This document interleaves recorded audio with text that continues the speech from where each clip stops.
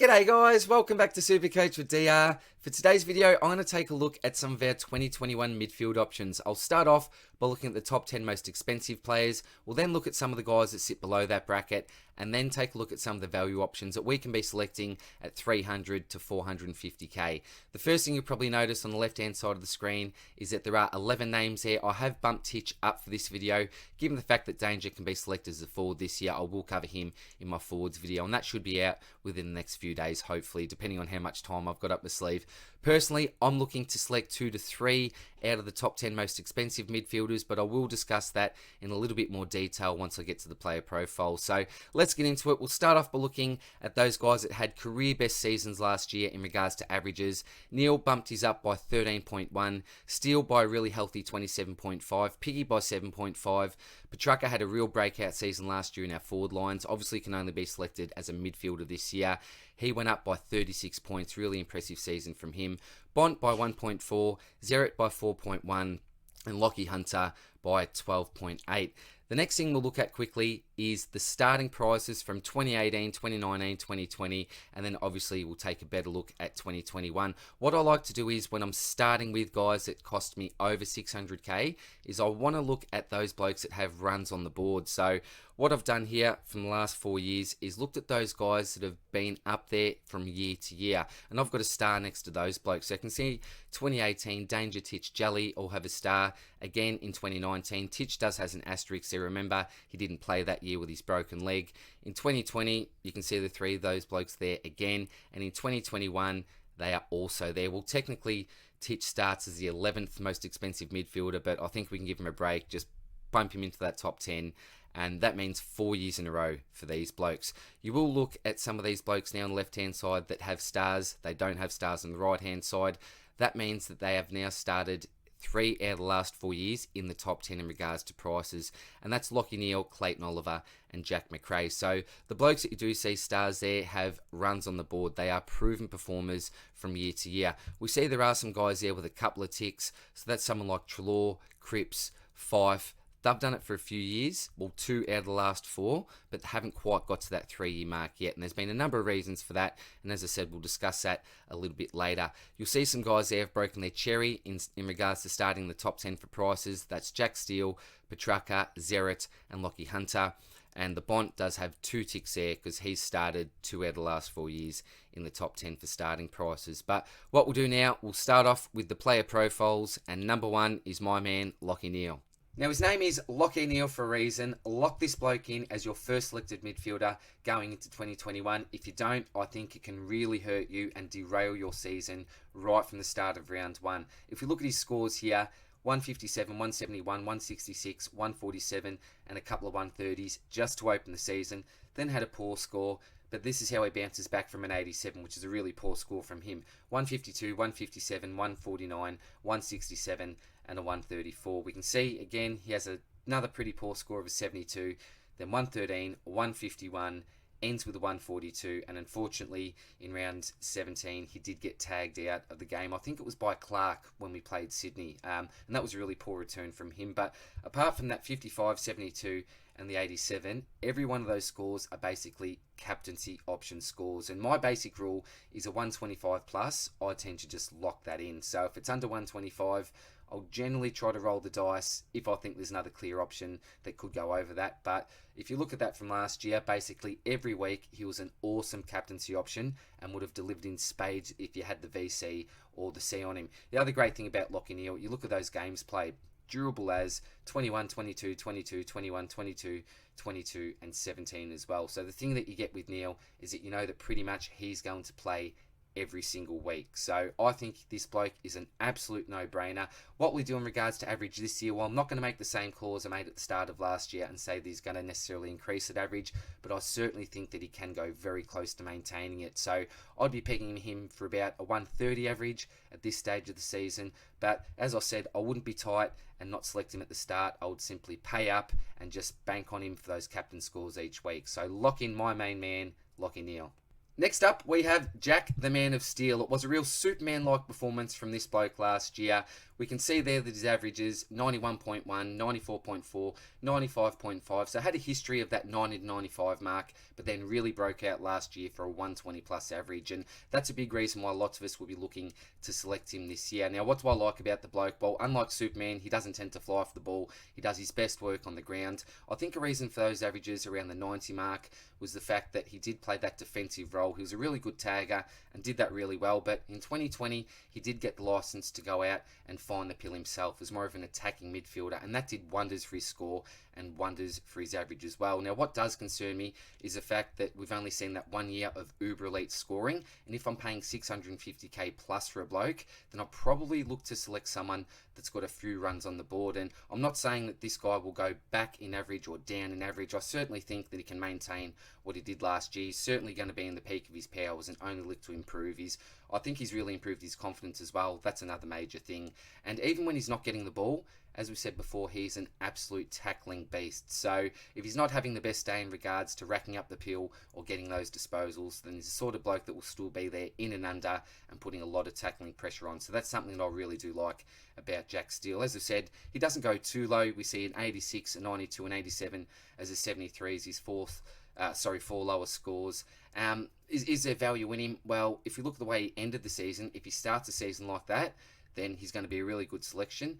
But yeah, if he doesn't start on fire, I certainly think that we may be able to get him at a lower price. And I probably like the next bloke on our list a little bit more in regards to safety for a starting pick. So for me, I'm certainly not ruling out Jack Steele, but I'm certainly not locking him in at this stage. Next up is Piggy Oliver. He is locked and loaded as my M2 currently. Why do I like this bloke? Well, I have outlined many reasons already in the video I put out a couple of weeks ago about Piggy, but just very quickly to summarise, I suppose, if you look at his last 4 years in regards to games played, he's extremely durable. 22, 22, 22, 17. You look at the averages there, 111.5, 114.7, 109.4, and then up to 122.2 last year. So this is someone who does have runs on the board. They're only continually going to get better. Look, how old is he now? He's about 23, I think. So his prime is certainly ahead of him. Melbourne are on the up as a side. Gawn, the best ruckman in the competition. You could argue the same points with Petrarca, I suppose. The fact that Gawn's going to be tapping it down his throat. But these two in particular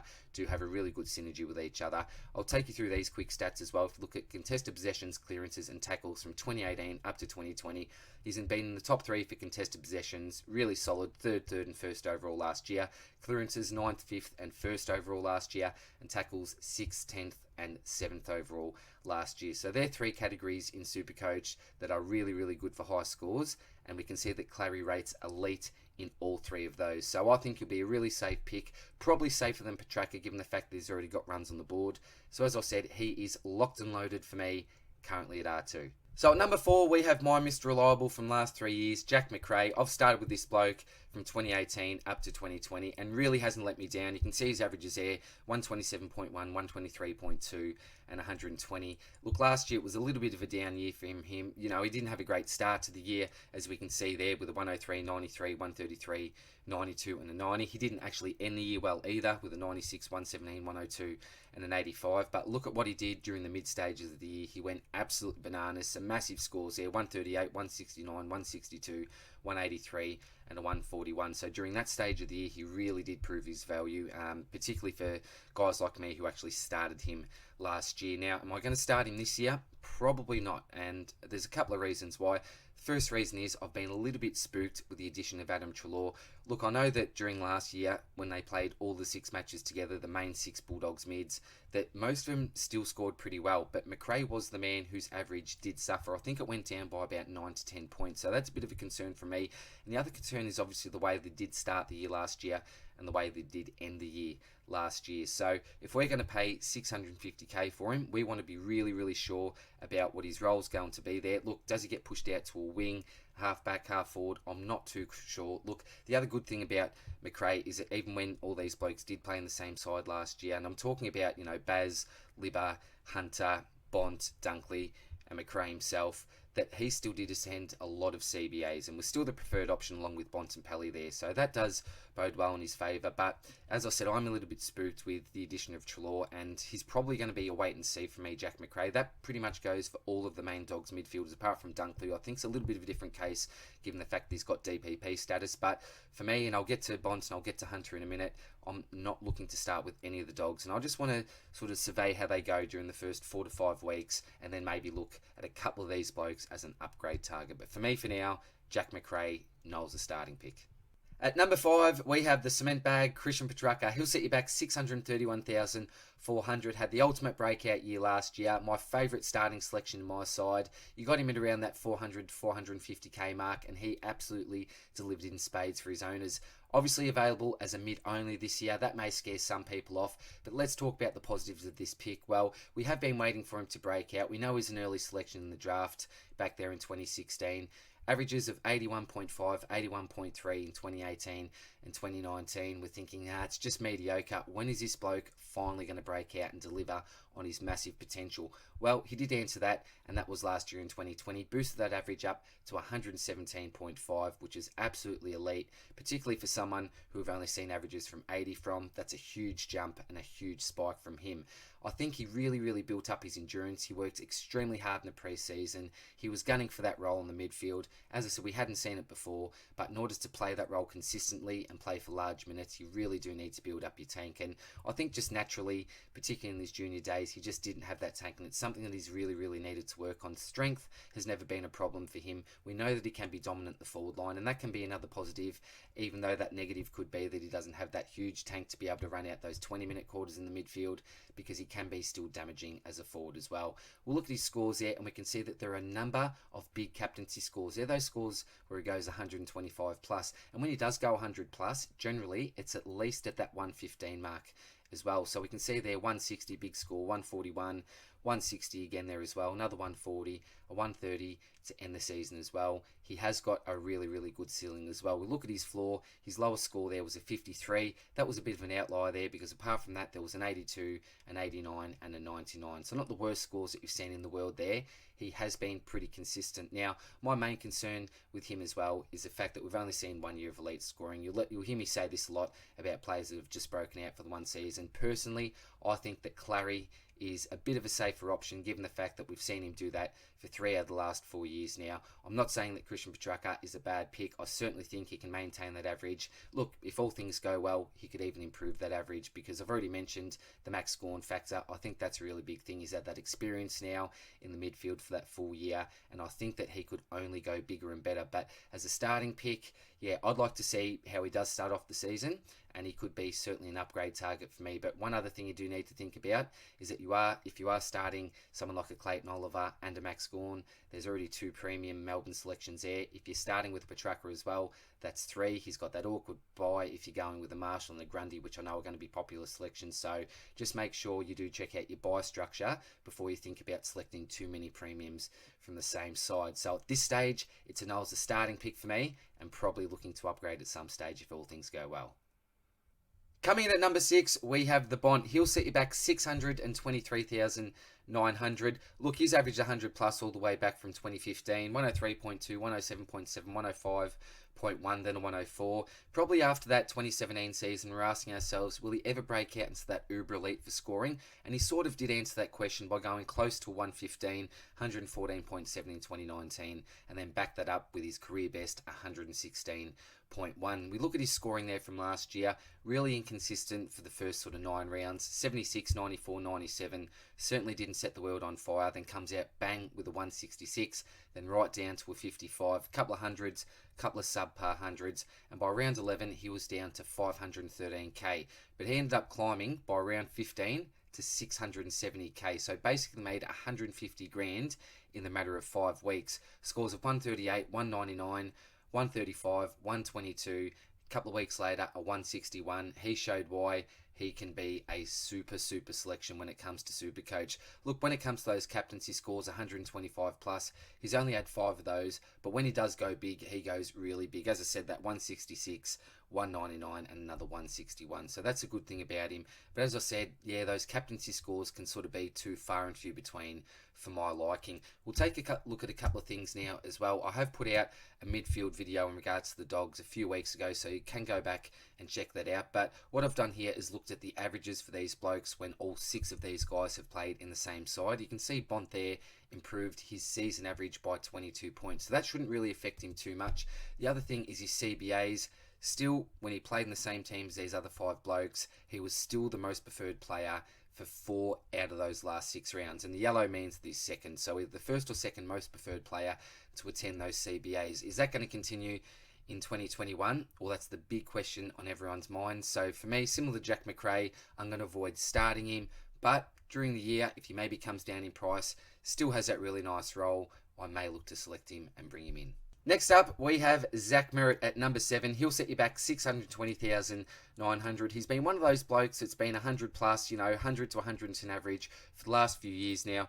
Look back at 2016, 111.5, 109.2, then down a bit of a dip to 100.4, 105.6, and then his best return last year of 115.6. Now, I do like this pick for a few reasons. There's some other reasons why I think it could be a little bit dicey, but what do I like about him? Well, he's extremely durable, only missed a few games over the last 5 years. He uses the ball really, really well. He can play inside, he can play outside.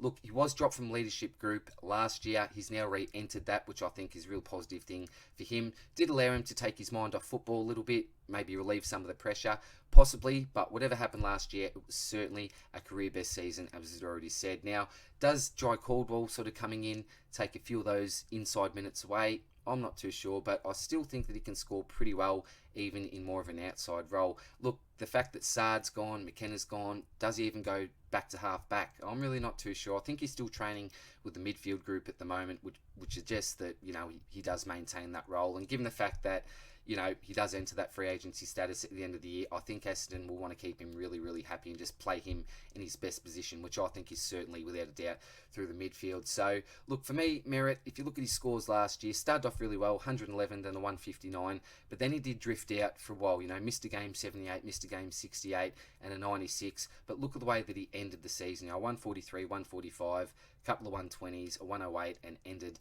with a 119. So he did end the season like he was absolutely on fire. Does he start the season like that? I'm really not too sure, but he's certainly someone that's in consideration, for my team. What I don't like about the pick is the fact that we have only seen those real uber numbers. And look, when we talk about uber, we're not talking about 120 plus, but 115, obviously really healthy. But we've only seen that for 1 year. His previous best was all the way back in 2016 with that 111.5. So, look, I think that he'll go around probably that 115 mark. As I said, he can drift in and out of games, but I think that he should be a pretty solid selection. At number 8 on the list, surprisingly for me anyway, we have Locke Hunter from the Dogs. He'll set you back 618,500. We've already seen 2 dogs in the top 10 list, and he rounds out the 3rd dog in the top 10, which is an amazing stat just in itself, isn't it? But look, with Locke Hunter, we can see that durability-wise, from 2016 to 2019, 22, 22, 21, and 22. So it wasn't a concern. Unfortunately, he was a bit of a bad boy at times last year and only played the 9 games. But look at that average, 115.1. His previous best average was 102.3. And apart from that, he has not gone above 100 in his career before. So it's a pretty firm no from me, and I don't have to think really too much about it. As we said, he's got that outside role.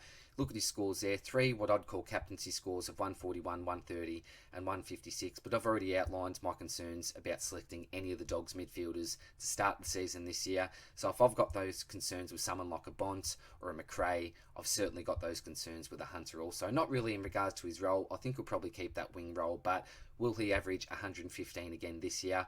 I certainly doubt it, and I'd probably have him pegged at closer to about 105. But again, just my personal opinion, and if you want an ultra pod that'll set you 600k plus, then he could be a man. But for me, definitely an as a starting pick. Next up, we have Josh Kelly from the GWS Giants. He'll set you back 615,600. I'll start off with the positives about this pick. If you look at the raw numbers in regards to average, 114.3, 113.8, 117.4, and 114.6 for the last 4 years. So you look at that, absolutely elite stuff. The other thing I've got there is he's got a really, really massive ceiling. In 2017, his highest score was 176. In 2018, went at 205. 2019, a 154. And in 2020, almost got to a 200 with a 195. So they're brewing things about this selection. And just looking at that, you'd think, absolute no-brainer. You look at the average scores here. He came out 8th for overall average there. Again, a really, really positive stat. But there is one thing that I do not like about this selection, and that is his durability. So if you look at 2020 ranking by total score, he goes all the way down from 8th to number 31 on this list. So if you're looking for someone to play all 22 games next year, I don't think that Josh Kelly is going to be your man, and it can be really frustrating having to cover for injuries. I know not last year, but the previous 2 years he did mix chunks of football, and that meant that he was basically a must trade. Sometimes GWS aren't really honest with what's going on with some of their players in regards to injury as well. So sometimes it's a bit of a guessing game with these players. Do I hold on? Is it 3 weeks? Is it going to be 4 or 5? Even bullying out for 6 at times. We just don't know sometimes down there at the Giants. So that's another big risk about this starting selection. So given the fact that he's only played 15, 14, 14 in the last 3 years as a starting pick, this is a major concern for me. And I suppose if you're not going to start with him either, you're always going to be a little bit hesitant to get him in at any stage of the season. Because let's just say he does play the 10 games at the start of the season, gets through unscathed, then someone like me is going to be thinking, well, look, he has played 10 games, but surely he's due to miss one soon. Look, that's just personal preference there. Look, you might say that, his average outweighs the total points and we can just cover, and get a rookie in there for 60 points. You can do the maths yourself, I suppose, there. But I'd certainly want to pay up, over 600k anyway for someone that's going to be there from week to week. So for me, I'm a firm no as a starting pick. But I think, again, he has the potential to average really, really well. And at number 11, we have Titch Tom Mitchell. He'll set you back 610,000, a SuperCoach pick of the past. We look at his averages there from 2017 up to 2020, 118.9, 129.1, absolutely huge. Missed all of 2019, obviously, with that serious leg injury. And then in 2020, came back with an average of 113.5. What I've loved about this selection in the past is the fact that Titch has a massive, massive ceiling. He lost a bit of that ceiling last year. Look, there were, 5 scores that were above 125 plus that I think are good captaincy options. 143, 164, a couple of 132s, and then a 130. So in the past, we're used to seeing some really, really big numbers. This is back from 2018, and look at this ceiling. 167, 148, 149, a 155, 181, 159, 192, a couple of other 150s.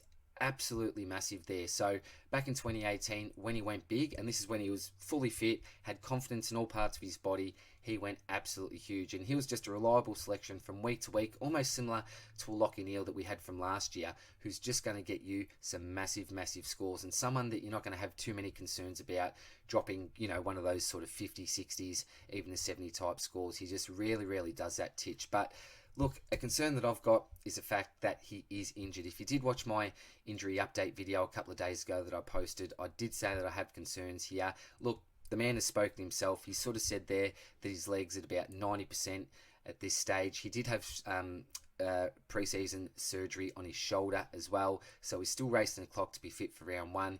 Given the fact there's some concerns about that, whenever I hear that in the pre-season, particularly someone that we're paying 600k for, it's a no from me, and that really hurts me because I really want to start with Titch. I think he's an awesome, awesome selection, but not if he's fully fit. He can still do some damage, don't get me wrong there, but yeah, given the fact that there are some concerns in regards to his fitness, I'm just going to stay away as a starting pick, but he is definitely, definitely someone that I will look to hopefully get into the side at some stage next year.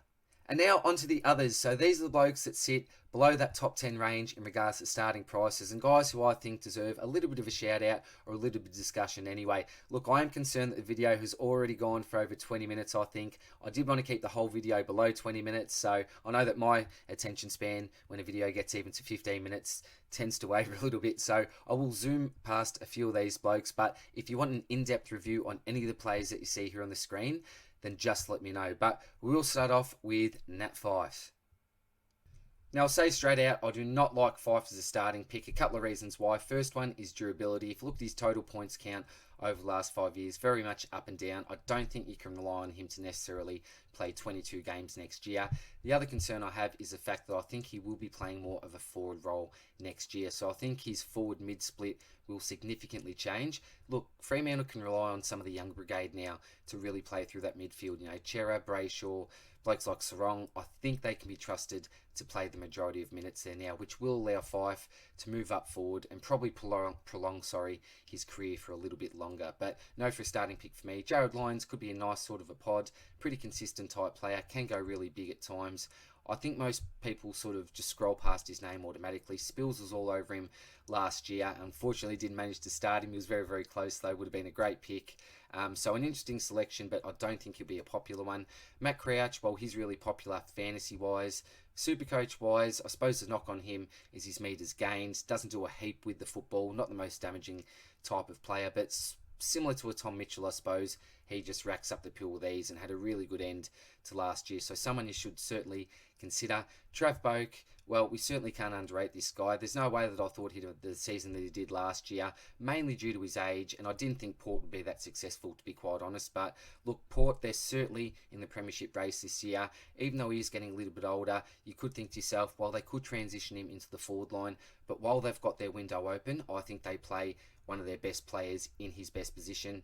Came really close to, well, not close to winning the Brownlow, but he was right up there in the placings. I think he might have come third from memory, or certainly in the top 5, I think. So I think he could be a solid selection, but I just wouldn't have the guts to start him. Same as Taylor Adams. I really like his chances in the Collingwood midfield now. We know they've lost a few big names there, and Taylor Adams, I think, can really step into that. Look, he's been a big part of the midfield for a few years now, we know that, but I think that he can score really well this year. The main concern I've got with him, similar to Fife, is his durability. So if he had a better history when it comes to durability, he'd be a really solid selection, I think, for somewhere like your M3, even to an M4. But yeah, it's a no from me, probably due to that fact that I can't guarantee myself. And look, we can't guarantee that any of these blokes are going to play every game, but with someone like an Adams and his history, just red flags for me.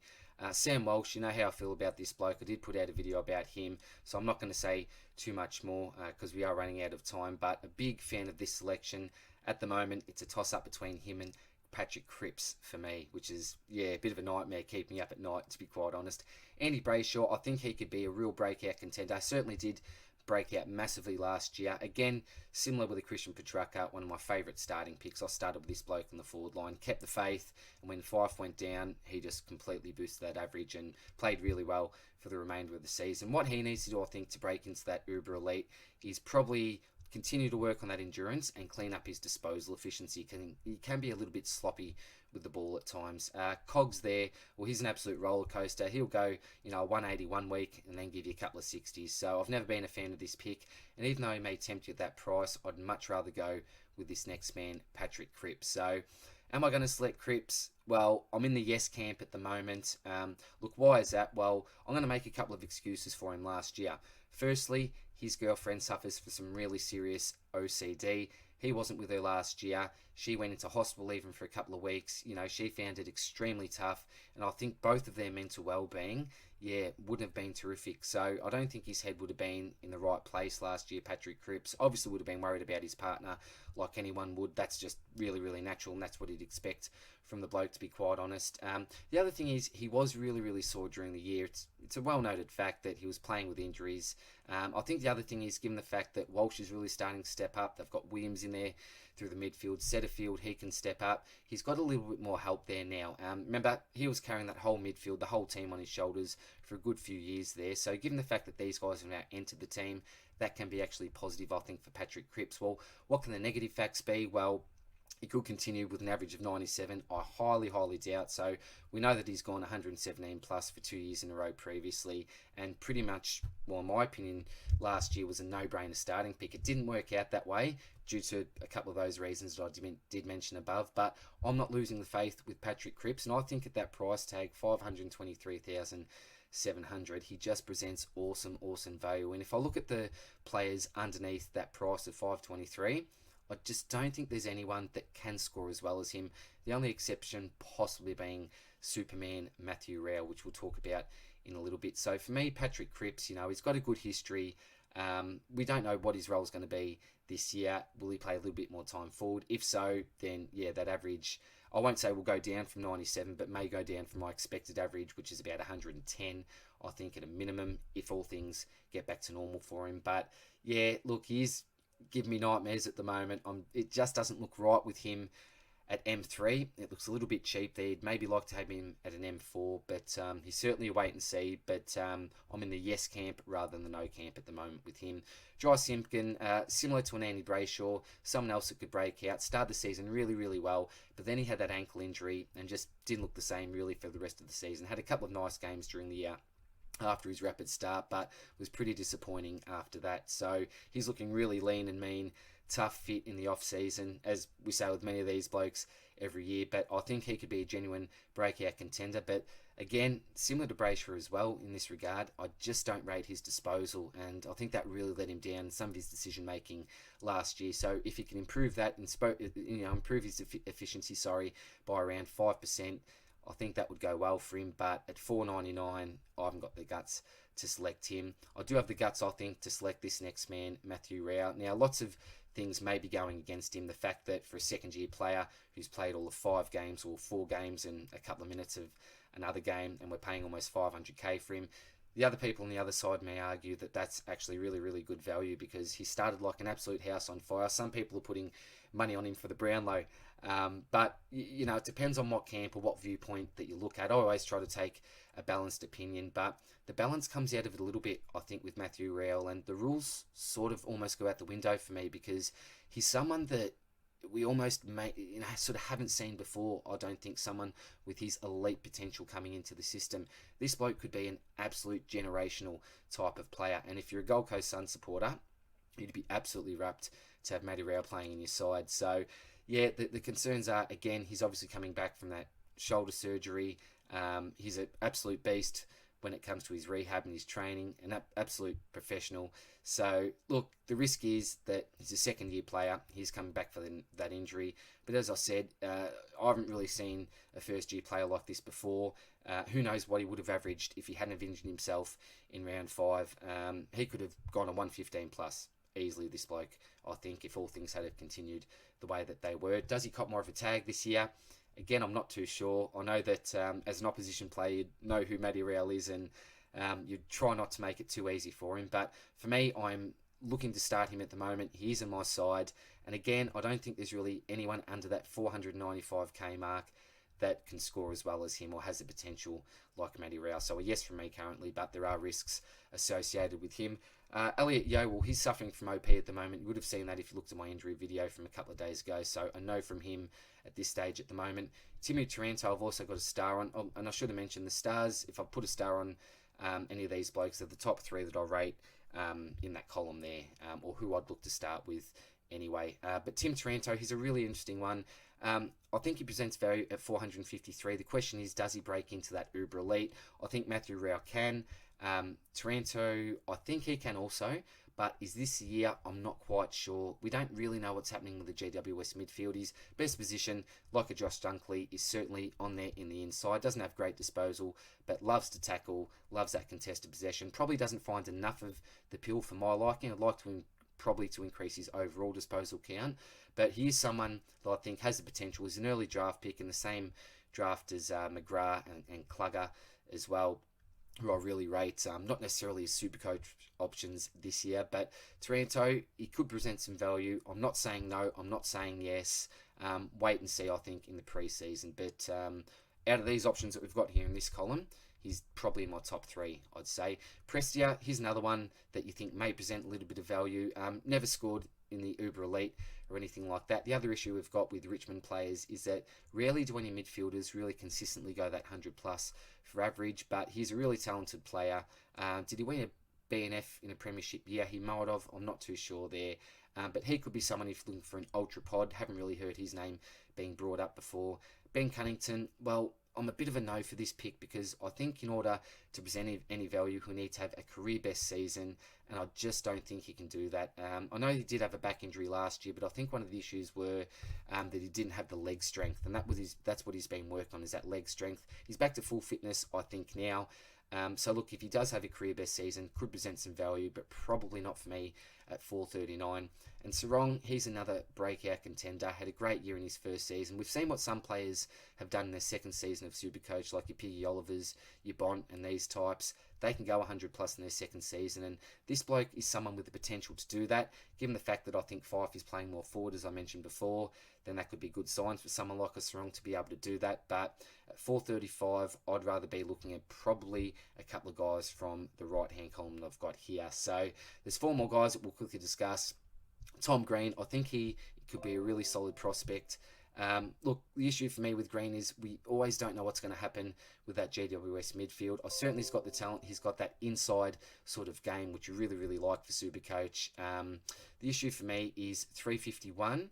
I'd probably rather go all the way down to a Jackson Hately. And we'll talk about him in a minute. But look, I wouldn't be surprised if this guy certainly goes 100 plus for average. Will he do that? I've just got probably a few too many question marks in regards to Green, but certainly someone who I think will enter that Uber Elite at some stage in his career. For me, it may be a little bit too early to get enough value at that starting price.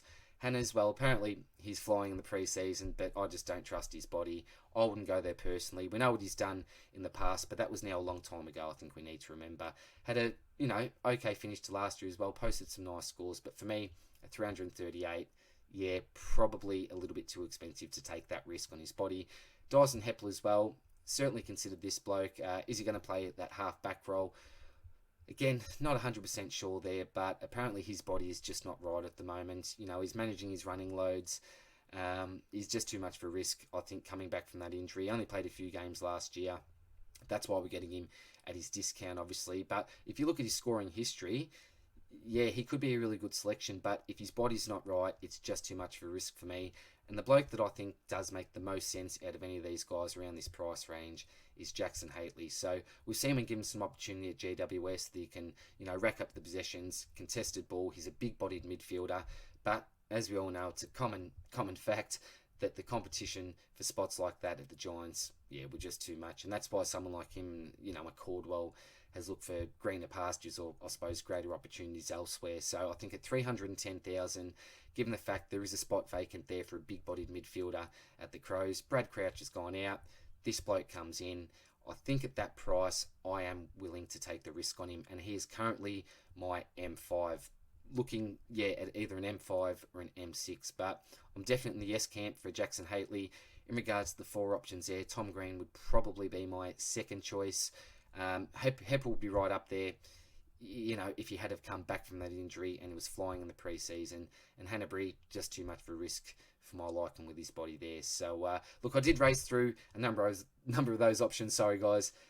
As I said, I just didn't have the time. I wanted to keep this under 20 minutes. I don't even know if I've got it under 30 minutes. Probably not. So I will leave it there. If I have missed some plays, let me know in the comments section.